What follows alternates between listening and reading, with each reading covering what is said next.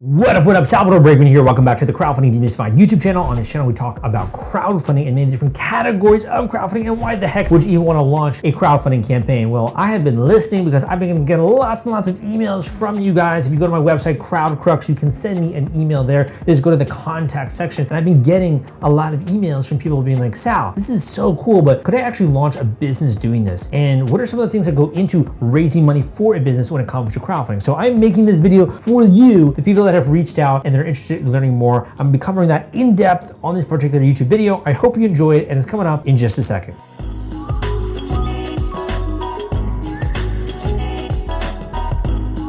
So welcome back again to this channel, and my name is Salvador Briggman, where I've been watching for weeks, months, or years. I've literally had people book coaching calls with me who have been following me for years at a time. They're like, Sal, I finally got up the courage, right, to do one of these crowdfunding campaigns. It's like the coolest thing ever, right? And the fact that you can have this huge injection of cash into your company, which can do other things as well when it comes to plowing forward with this vision that you have, this dream. It is so exciting. It's a great time to be alive, right? To be an entrepreneur. So wherever you are when it comes to this path, in this video, I want to deconstruct this and kind of go through a couple of different ways in which you can actually do crowdfunding for the business, the basics behind that, some of the stuff that you're going to need, and hopefully you walk away from this video almost teaching it as though, like treating it as though it's like a teaching seminar, and hopefully taking some notes, but you really come away with a new, renewed sense of confidence as to how to actually go about doing this. So when it comes to the basics of raising money for a business using crowdfunding, it's really about the type of crowdfunding which you're actually using. Now, when it comes to that, I'm kind of break it down by different platforms and websites that are out there that cater to the specific types of crowdfunding. Now, the different types of crowdfunding, think of this as like you're in your tool shop, right? Or you're in your workshop, right? You're there. My dad loves to he has so many tools, right? He loves to fix things and do that kind of stuff. So he has a tool for everything. And he's like, Sal, this tool is for this job and this is the job that it has, right? So he's very into the tools that go into carpentry, or the tools go into making things. He's actually kind of like a product designer, which is really cool, right? But he does it as like a hobby. So you have to really think about what is the tool that I'm using for this particular job when it comes to crowdfunding. So when it comes to the first tool is really what's called rewards-based crowdfunding, okay? Rewards-based crowdfunding is, you think of websites like Kickstarter and Indiegogo. Those are two primary websites when it comes to rewards-based crowdfunding. So what the heck is that? Like rewards-based crowdfunding. When I first heard that, I'm like, this is such a horrible name for a term, right? What it means is that with Kickstarter and Indiegogo or websites like this, under rewards-based crowdfunding, people will support your project. They will back your project in anticipation of receiving a perk or reward from you. So for example, let's just say that you've invented a new pair of scissors or something like this, okay? Maybe it's nicer to hold, which honestly I think would be a really great business idea, a really great product idea, or cuts certain types of materials a lot better, right? Or it has multifunctional in some way. You come out with a new product idea, you raise money for this on Kickstarter. You're saying, hey, I need to raise $40,000 and this is gonna help me do my first initial order run when it comes to this product. The people that are backing that project will get one of your products. So think of it almost as a pre-order campaign. They're gonna be expecting to receive perks or rewards when they back your actual Kickstarter or Indiegogo campaign. Now, when that happens, they're not gonna get those for maybe a couple of months. So they back your campaign. Let's just say you run a campaign on Kickstarter and Indiegogo. They do it for 30 days. You have a $10,000 goal. You end up raising $50,000 because you listen to what I talk about on this YouTube video, right? And from many of the guests as well that came onto my podcast and share exactly what goes into a successful campaign. You end up raising $50,000 or even more than that. You then have the campaign finish, and then you have to deliver your rewards. You have to fulfill those perks and rewards to your backers. Now that might take you a month, it might take you 3 months. I've had students who go through my program that take a year to sometimes deliver the rewards due to issues with the COVID pandemic lockdown, due to issues with materials, due to issues with the engineering and manufacturing that went into their actual product or gadget or gizmo. So it's gonna take you time to actually fulfill your rewards. But I would say the first thing that you should be aware of is that if you're doing rewards-based crowdfunding, Kickstarter and Indiegogo, people are gonna be almost like your customers, early adopters, backers. They're gonna be supporting or backing your campaign, and they're pre-ordering something to receive in the future, be that a board game, a book, to be able to attend a theater or a film project. I've actually helped tons of my friends raise money for theater and film campaigns, right? There's so many different ways in which you can use this model, but the thing is, who is this actually good for? This is good for people that, number one, they wanna raise capital, and they wanna put this capital into producing something, some kind of a project that has an end value. Number two, they wanna raise capital, but they also wanna build a tribe at the same time. You're gonna get hundreds, if not thousands of people around the world backing this thing. So you're gonna have this own like mini tribe at the end of doing this campaign, which is kind of cool, kind of a little bit nerve-wracking in some ways, right? Like I've had students who are like, wow, like I didn't realize that many people would actually like check this out, right? It's kind of scary because then you have to like actually fulfill all of those rewards. So you will have a tribe. You'll also then have people to give you feedback on the actual end product. So they understand it's not a fully polished product, right? They're supporting the invention or the creation of something new. In addition, you're also going to, through this period, through trial and error, understand whether or not this product has demand, whether this product is something you should focus on for the next 2 years of your life or the next 3 years of your life. Should you build a company around this thing? So you're also be forecasting demand and using this crowdfunding campaign to kind of test the waters, right? Put your feet into the waters. Like that's something that I love doing. Like I don't like to like just jump in, right? I like to put my toe in first to see like how warm is the water today in Miami? How cold is the pool, right? If I'm at it. And really before you actually leap into the thing. So you're testing the waters, you're building a tribe, you're getting cash, which can go to producing the actual product, you're getting feedback as well. These are all great reasons to do a rewards-based crowdfunding campaign. Now on the cost side, unfortunately, it is also going to be negative in some way. So for example, for certain categories that are out there, I would say the one that stands out in my mind is that if you don't fit into a major category on Kickstarter, Indiegogo, it's gonna be very hard for you to run a crowdfunding campaign on one of those websites. In addition, if you have prohibited items,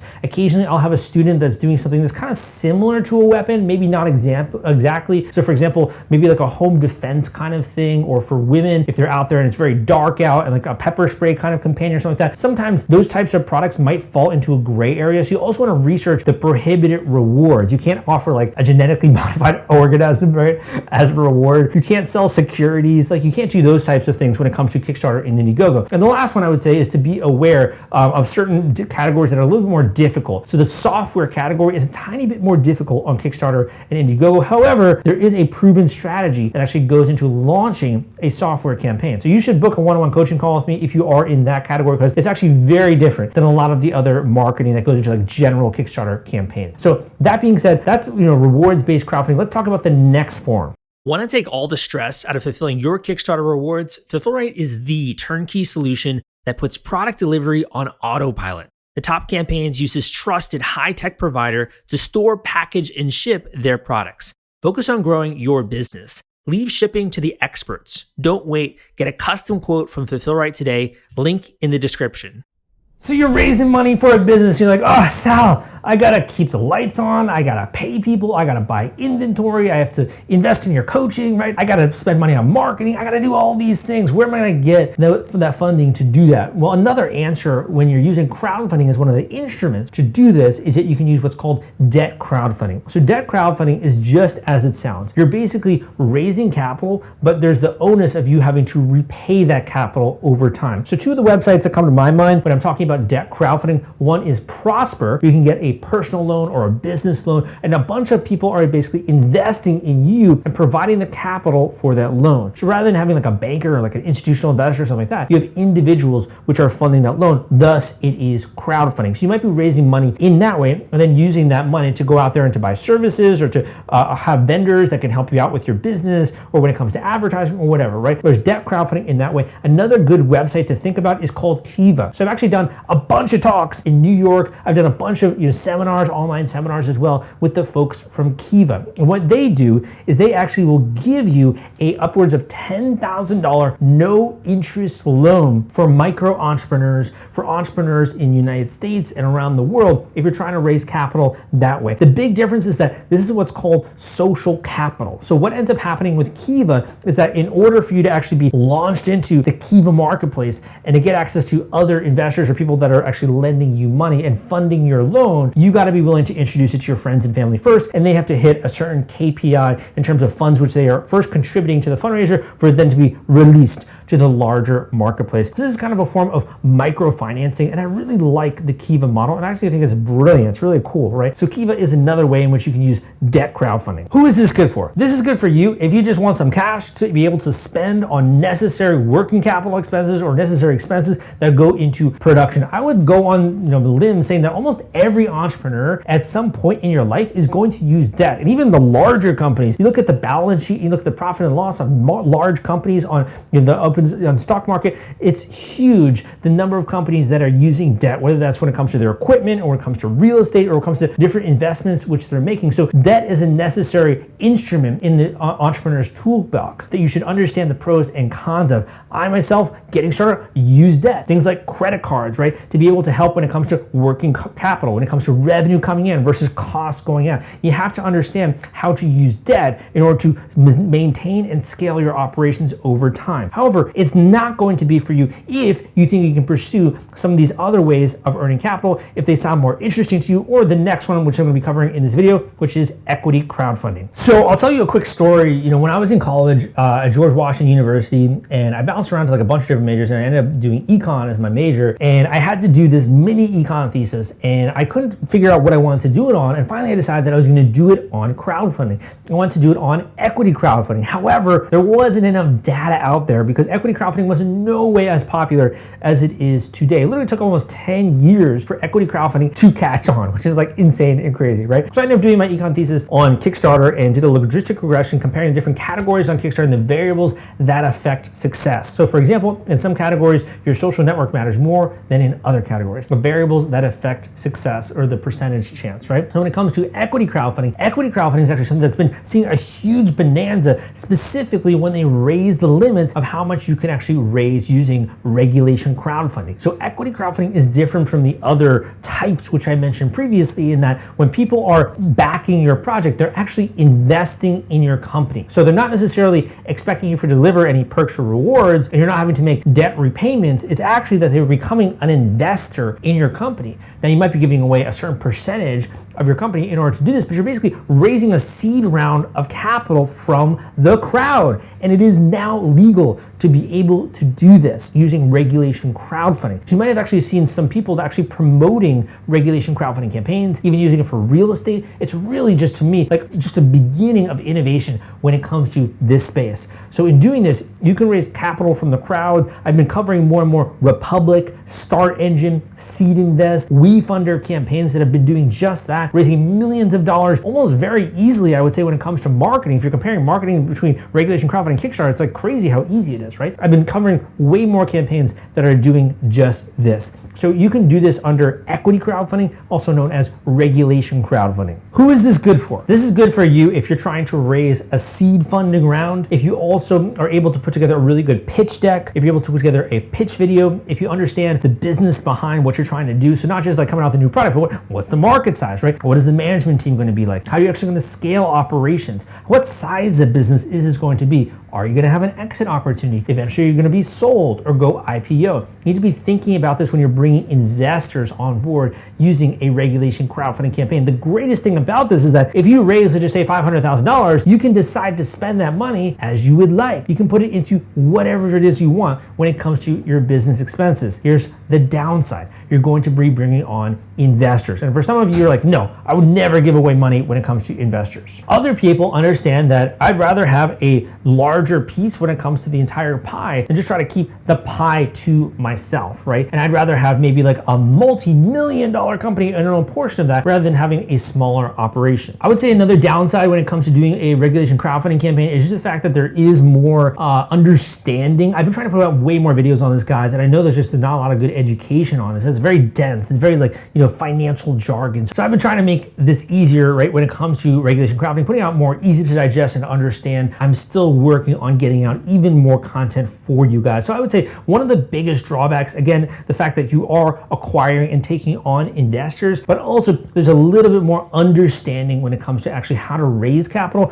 And I would recommend consulting a coach or consulting someone who really knows what they're doing when it comes to this. The final way I want to talk about in this video when it comes to crowdfunding for basics for a business is charity crowdfunding. Now, charity crowdfunding, I think of websites like GoFundMe, I think is the biggest and the easiest example that comes to everyone's everyone's mind. So why would you use charity crowdfunding in order to fuel a business? Well, to be honest, I would say that for the majority of people out there, if you're trying to build a new product, for example, if you're trying to scale your operations to the next level, it's probably not a good fit for you in that case. Most people would rather be investors, own your product in some way, because it's a for-profit endeavor, right? It's a for-profit kind of entity. However, if you have a business that suffered some sort of financial hardship, for example, if you owned a restaurant, let's just say, and people loved going to your restaurant, loved eating at it all the time, like pizza restaurants in New York or something like that, and it ended up burning down, or something ended up happening where it had to close its doors. I've seen so many campaigns where the local community will rally around that restaurant and will actually donate to a GoFundMe campaign to help it get it back on its feet, because they admire the fact that it's part of the fabric of the community. They love going to that particular restaurant, and maybe you offer some great deals or some sweet stuff, right, when it comes to that campaign. But I would say charity crowdfunding is best done for a business when that business has experienced a hardship and it hasn't had the ability to have insurance or something like that to be able to cover that particular hardship. As you can see, there are many different forms of crowdfunding. If you finally make the decision of what the best platform is for you, or even if you want to help making that decision, literally one of the best investments which you can make, and really doing this right, setting up the foundation right, is to invest in an individual one-on-one coaching call. So this is basically an intensive coaching call where we go step by step through everything that I do in order to be successful with your campaign, as well as drawing on a library of content and information of all the campaigns that I've seen over the years to help you be more successful, to help you improve your success rates. Now, one of the biggest mistakes that many people make is not planning enough going into this actual launch. So even if you're planning on doing a launch in 3 months, in 6 months, or in a year, this is a great time to begin actually planning that, because the more time that you have to plan and prepare, the more successful you can be when it comes to crowdfunding. In addition, if you want help with this, you want introduction to service providers, you want to know more about the tools, the industry, all that kind of stuff, we can as well talk about that on an individual one-on-one coaching call. So if you've been watching some of my videos, go and book a one-on-one individual coaching call with me at the link down below. I promise this is literally the best investments which you can make when it comes to an upcoming crowdfunding campaign, or just getting this idea out there, out of your head, getting this actually into the real world, being able to raise capital for this. Even if you're an established business crowdfunding is all the rage. In my opinion, it's one of the easiest times in the history of our planet to actually raise funding using this mechanism. So I hope you enjoyed. Links down below. Again, my name is Salvador Briggman. Give me a thumbs up if you like this video. Come subscribe for more content just like this, and I will see you next time.